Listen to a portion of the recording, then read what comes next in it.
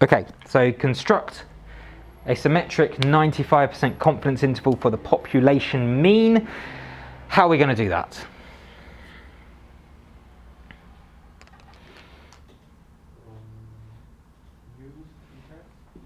Okay, good. So we need to establish which distribution we're going to be sampling from. Okay, so let's do that first of all. I'll just quickly write down the two questions which we need to ask.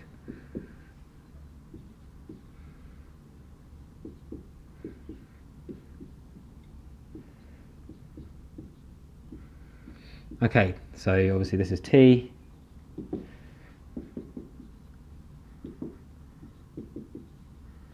Okay, so this is one way that we can justify it. Okay, so you're proposing it's a t-test. Let's check it. Okay, first question, it fails. Is n greater than or equal to 30? No, it's not. So therefore we have to use that t distribution. So what's the degrees of freedom then?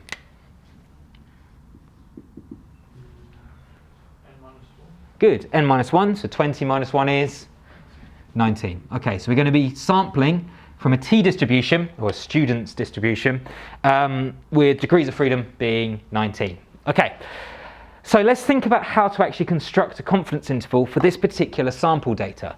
So the sample size is 20, the sample mean is 100, and the sample standard deviation is 40. So in order to construct a confidence interval, would you be happy that we're saying, okay, the true population mean for this particular situation should lie between some margin of error of the sample mean, okay? So we're saying, okay, x bar minus some margin of error and x bar plus some margin of error should basically be the interval where we can be 95% confident that the true population mean lies within those particular two boundaries. So my next question is, how do we calculate m? How do we calculate that margin of error, what we add and subtract?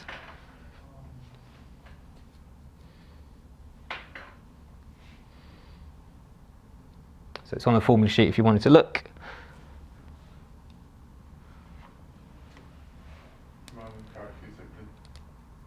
T distribution at level of confidence. This is symmetric, so Yep. So this would be times standard deviation by divided by root of sample size. Yeah. Good. Excellent. Yeah, well done.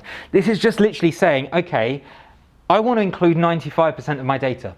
So I need to actually establish, well, okay, first of all, how many units of standard deviation do I need? So if you like, this part here is literally talking about the units of standard deviation that I need. Okay, so I'll just put standard deviation. Okay. But then I actually need a value for that standard deviation. So for example, if I come back and say, if I want to include 95% of my data, I need to look at 3 units of standard deviation each side of the mean. For example, I don't know, we're going to find it in a minute. But then I need to actually say what the value of that standard deviation is. Now in this case, this isn't actually standard deviation. Can you remember what it's called instead? Standard error. Yeah, good. It's called standard error, or SE. Okay.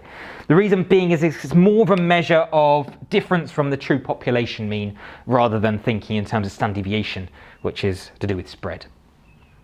Okay. Because obviously we have a sample now rather than just one thing.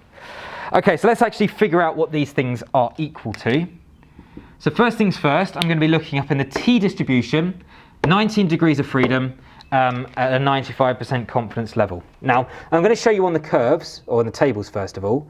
So let's scroll down to the table B, or sorry, table D in this case, which is the t distribution values.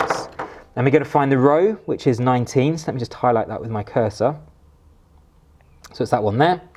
And in this case, if we scroll down at the bottom, you can see the confidence level is 95%. So are you happy that the units of standard deviation are going to be 2.093? Yep. So 2.093 units of standard deviation each side of that sample mean should give us 95% of our data included. But obviously, we need to actually times that by what the value of that standard deviation, in this case standard error, is. So it's going to be S, which is 40, divided by the square root of 20. Okay? So John, it's over to you.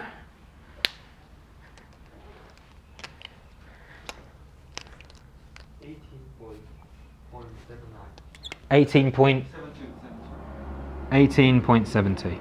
Okay, great. Yeah, obviously if it comes out as a really big number, then just give it to a couple of decimal places of accuracy. That is fine. Okay, so that is what we're going to have to add and subtract from our sample mean in order to construct our confidence interval. So our sample mean is 100. So in other words, we're saying 100 minus this margin of error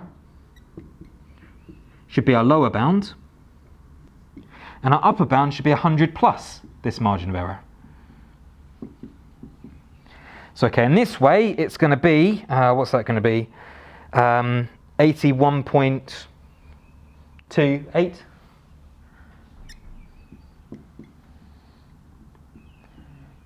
And the other direction is 118.72. And that will be our confidence interval.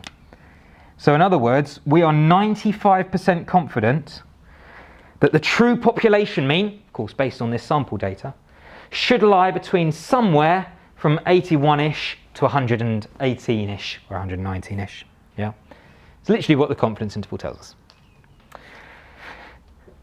And of course the way which we did that is just simply saying, well, okay, if this is the distribution, I'll include 95% of my data. Simple as that. Yeah, because then there's a 95% chance that one of those values is going to be the true population mean.